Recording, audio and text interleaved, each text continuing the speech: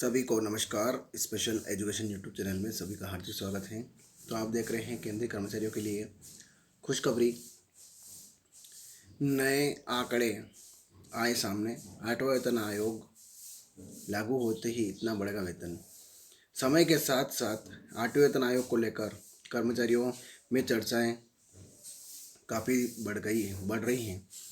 कर्मचारी कयास लगाए आठवें वेतन आयोग के गठन का इंतजार कर रहे हैं। इसी बीच केंद्रीय कर्मचारियों के लिए खुशखबरी आई है। बता दें कि अब इस नए पे कमीशन के तहत कर्मचारियों की सैलरी में बम्पर इजाफा देखने को मिलने वाला है, क्योंकि नए पे कमीशन के लिए नए आंकड़े सामने आ गए हैं। सरकार हर 10 साल में नया वेतन आयोग लागू करती है और अब 7वें वेतन आयोग का कार्यकाल समाप्ति पर है, जिसके तहत कर्मचारी इस नए पे कमीशन में 20% से 30% तक की बढ़ोतरी का इंतजार कर रहे हैं। अगर आप एक सरकारी कर्मचारी हैं और इस इंतजार में हैं कि नए पे कमीशन के तहत किस पे लेवल पर कितनी सैलरी होगी और इस नए पे कमीशन के तहत फिटमेंट फैक्टर कितना होगा, तो आइए खबर में जानते हैं इस सवाल का जवाब। कब तक लागू होगा नया वेतन आयोग? सूत्रों के अनुसार आठवें वेतन आयोग का काम अप्रैल 2025 में से शुरू कर दिया जाएगा। संभावना है कि ये नया पे कमीशन 1 जनवरी 2026 से लागू हो सकता है।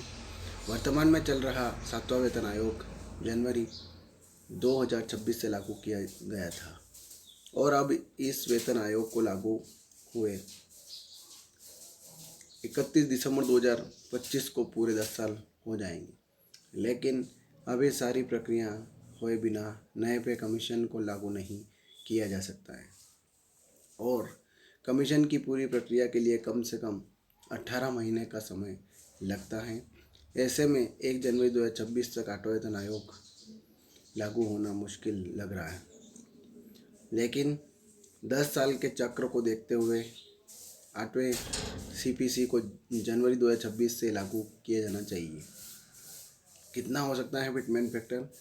फिटमेंट फैक्टर एक ऐसा मल्टीपेयर होता है जिससे कर्मचारियों की सैलरी और पेंशन को तय किया जाता है। केंद्रीय कर्मचारियों की बेसिक सैलरी के लिए फिटमेंट फैक्टर महत्वपूर्ण भूमिका निभाता है। अभी वर्तमान में चल रहे 7वें वेतन आयोग के तहत फिटमेंट फैक्टर 2.57 था, जिससे कर्मचारियों की सैलरी 7,000 से बढ़कर 18,000 रुपये हो गई थी। लेकिन अब 8वें वेतन आयोग में फिटमेंट फैक्टर में 1.92, 2.08 और 2.86 में से कोई एक होने के अनुमान जताए जा रहे हैं। अगर फिटमेंट फैक्टर 2.86 होता है तो इससे कर्मचारियों का न्यूनतम वेतन 18,000 से बढ़कर 51,480 रुपये तक जा सकता है। किस तरीके से होता है बेसिक सैलरी की गणना? तो फिटमेंट फैक्टर का फार्मूला नई बेसिक सैलरी बराबर मौजूदा बेसिक पे गुणित फिटमेंट फैक्टर। फिटमेंट फैक्टर से सैलरी का कैलकुलेशन।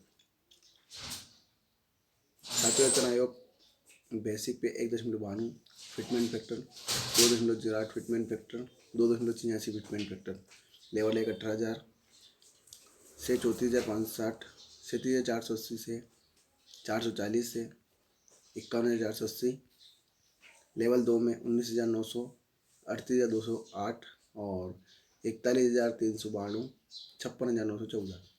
लेवल 3 की बात करें तो 21,700, 41,664, 45,136, 62,062।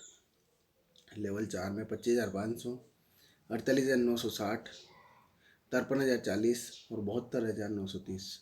लेवल 5 में 29,200, 56,064, 60,736 और 85,83,512।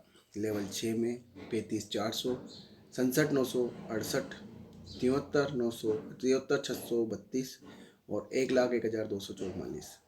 लेवल 7 में 44,900, 86,208, 93,392 और 1,28,414।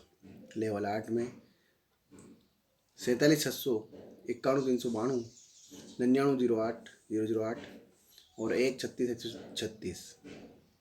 लेवल 9 में 53,100, 1,01,952, 1,10,448 और 1,51,866। लेवल 10 में 56,100, 1,07,712, 1,16,668 88 और 1,60,446। क्या नए पे कमीशन के तहत क्या डीए होगा? तो जब भी कोई नया वेतन आयोग लागू होता है तो उसके शुरुआत में ही महंगाई भत्ते को रीसेट कर दिया जाता है। अभी वर्तमान में 7वें वेतन आयोग के तहत 53% चल रहा है। जानकारी के अनुसार अभी इसमें 3% का इजाफा और होना है। उसके बाद एक बार और जुलाई में महंगाई भत्ते में संशोधन किया जाना है।